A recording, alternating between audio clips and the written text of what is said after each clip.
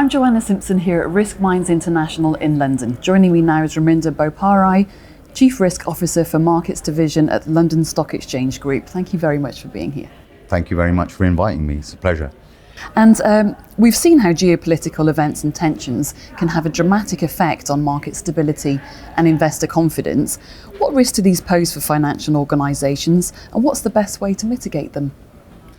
Yeah, so I think just taking the first part of your question in terms of the impact to organisations, I think you can sort of think about it in a number of different ways. One way of thinking about it is the sort of first order impacts that you would have.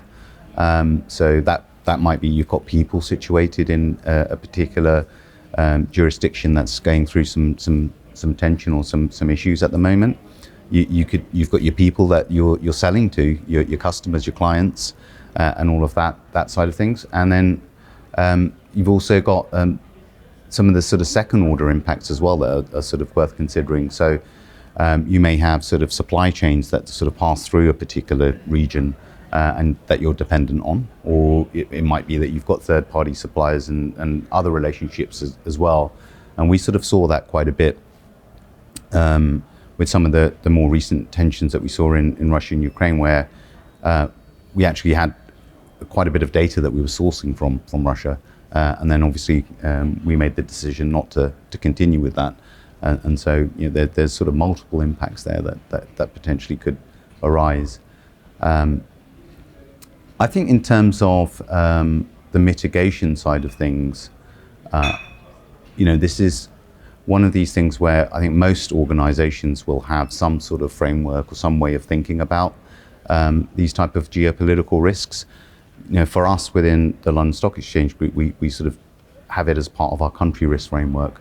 So the country risk framework that we run, we think about sort of strategic risk, we think about financial risks, we think about financial crime risk, we think about resilience risks, just to get a holistic picture of the risks that sit within a particular country or region.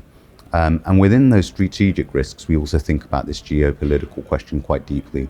And that's the area that we would sort of start to sort of monitor and begin to highlight, hey, there's a bit of a concern, there's something bubbling up. So that's your sort of monitoring piece. And then in the mitigation piece, I think you've got to really have compare that really to your appetite and what you're doing there. And then you've got to make a call really. Do you want to add some redundancy to your processes if you're running something important from a particular location? And you feel concerned about there being an impact there, then you might need to create an alternate hub where you can sort of move processes to, for example. And what lessons have you learned from past crises that inform your current risk management strategies? Yes, I think when I first joined London Stock Exchange Group, that was just over 3 years ago. Actually, the Russia-Ukraine conflict started to sort of bubble up. And we had quite a large group of I guess tech folks that was supporting our business in Ukraine, and so we had to really quickly understand what were the processes that they were underpinning, and how were we going to sort of make sure that those processes and sort of workflows continued. So a lot of that then, I guess post that we sort of learned about the importance of playbooks really, and sort of running through various scenarios. So when it came to the sort of situation that we've got now in the Middle East, we had already run through a lot of the sort of, okay, what if this scenario happens? What would we do? What is our process? What steps do we need to take in place? So having that sort of ability to run those scenarios and create these playbooks, I think is one of the key learnings, I think, and just making sure we're really on top of that. So the experience from one then informed how you approach them? Yeah, approach it. You know that you've got multiple questions that you're going to have to answer, and again, it depends on your presence in a particular location. But if you had people there, then obviously then you want to think about the safety of your people and what you will do in that instance. But if you're sort of just selling to a particular jurisdiction, you might have to think about sanctions that might get applied and things like that. So there's multiple different I think components that you would need to consider.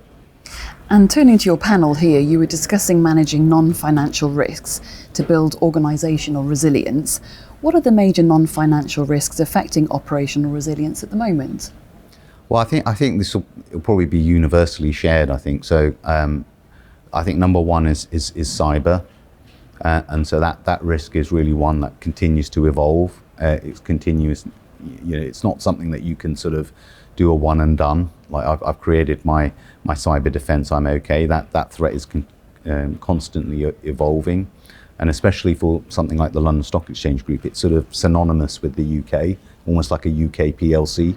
So that's something that's really important for us to make sure that we're sort of on top of, because there are various threat actors out there that sort of target UK PLC type companies. So that's number one. I think the second one that's would be third party risk, and so that I think again is I think the whole world realized that when we had the CrowdStrike incident, that actually some of your suppliers, something happens to them, it can impact you, as we saw with sort of the airlines and some of the delays and issues that we saw. So those two are really front of mind.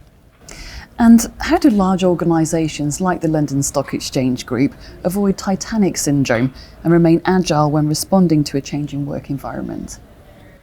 Yeah, I mean, we sort of had a bit of a chat about that at the panel. And my view is I think you've just got to create this alignment between the business and the risk team, so that one doesn't sort of move out of sync with the other. So you can imagine a business wants to innovate, the risk team comes in and say, hold on, not so fast.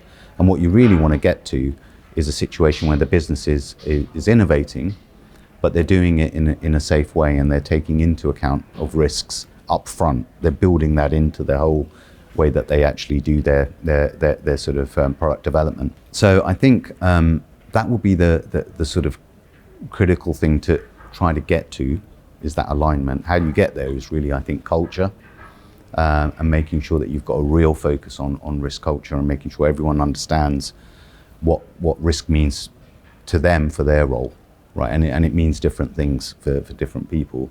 And then I think the other thing would be lots of tabletop type exercises, and we talked a bit about that earlier. And doing that brings risk to life for people. And that I think is important, because it can be quite an abstract discussion. And then I think finally it will be just you've got to keep a view on what's coming down the road. So that whole sort of you're talking about geopolitical risks. Being aware of what might trip you up, what might take you off course is absolutely essential. And then sort of spending the time to go through that, analysing it, and make changes off the back of it, it is important. All of this has to happen with sponsorship of your CEO and your executive board. Without that, it doesn't really work. Raminder Boparai, thank you very much for joining me. Oh, thank you very much.